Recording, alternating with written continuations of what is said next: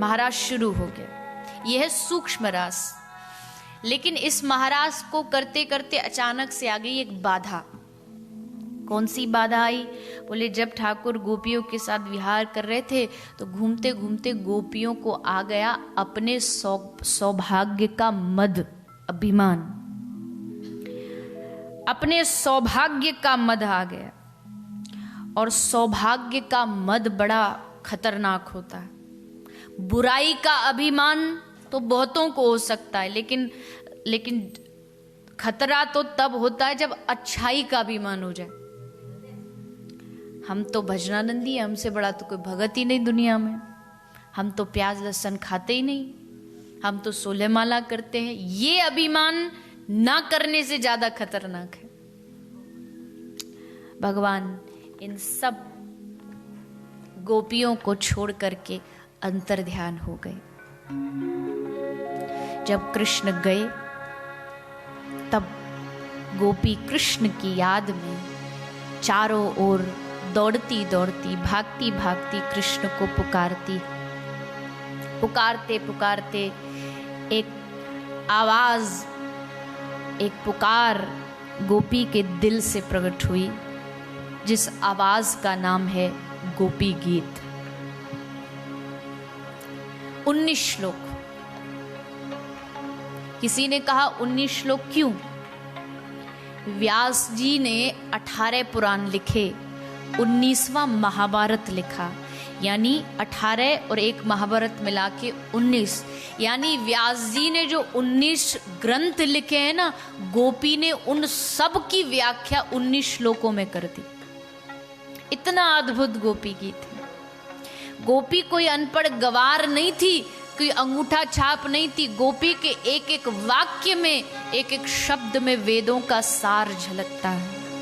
ऐसा अद्भुत, ऐसा महान, ऐसा ऐतिहासिक गीत है गोपी गीत। यत्ते सुजात चरणाम्बुरुहं स्तनेषु इति गोप्यः प्रगायन्त्य प्रलपन्तश्च चित्रधा रुदुः सुस्वरं राजन् कृष्ण दर्शन लालसा।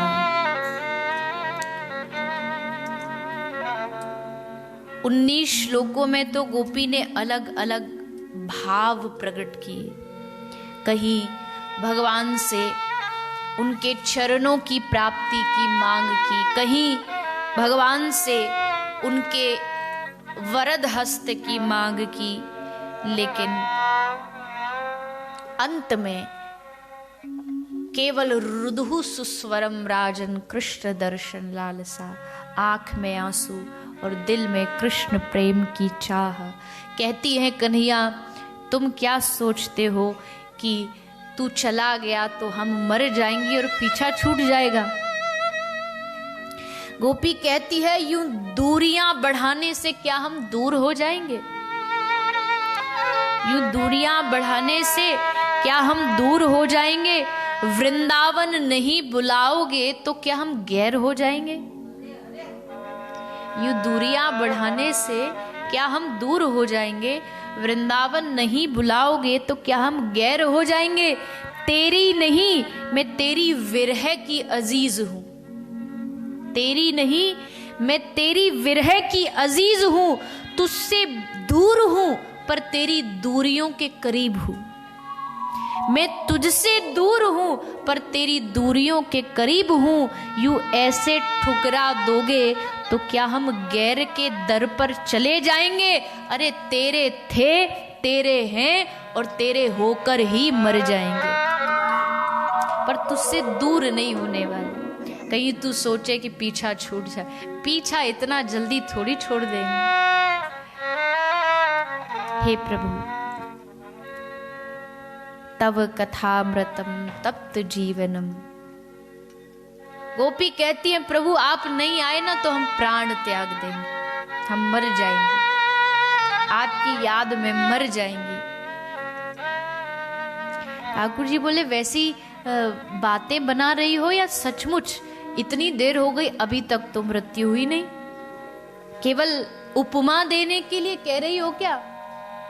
जैसे कोई प्रेमी अपने प्रियतम को उपमा देता है कि मैं तेरे लिए चांद तोड़ लाऊं, मैं तेरे लिए तारे तोड़ लाऊं, भले नारियल न टूटे।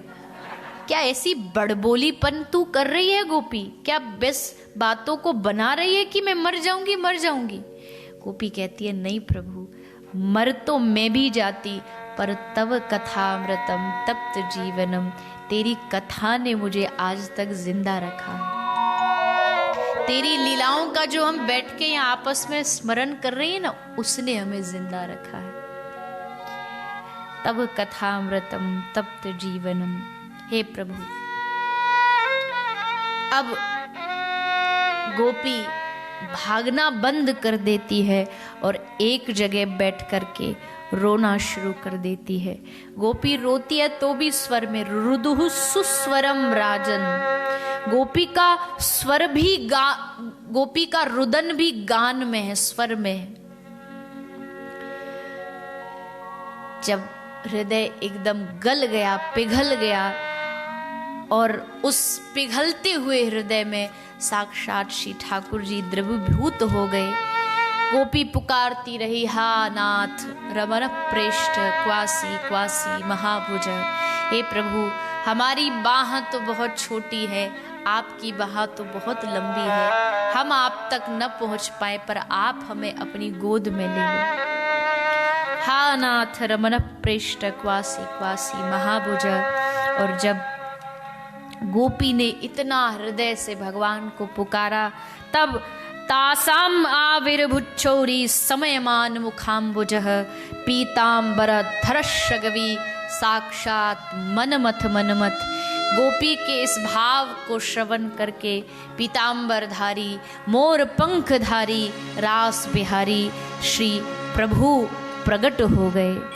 बोलिए श्री रास बिहारी भगवान की। गोपी के मध्य में श्री ठाकुर प्रकट हो गए।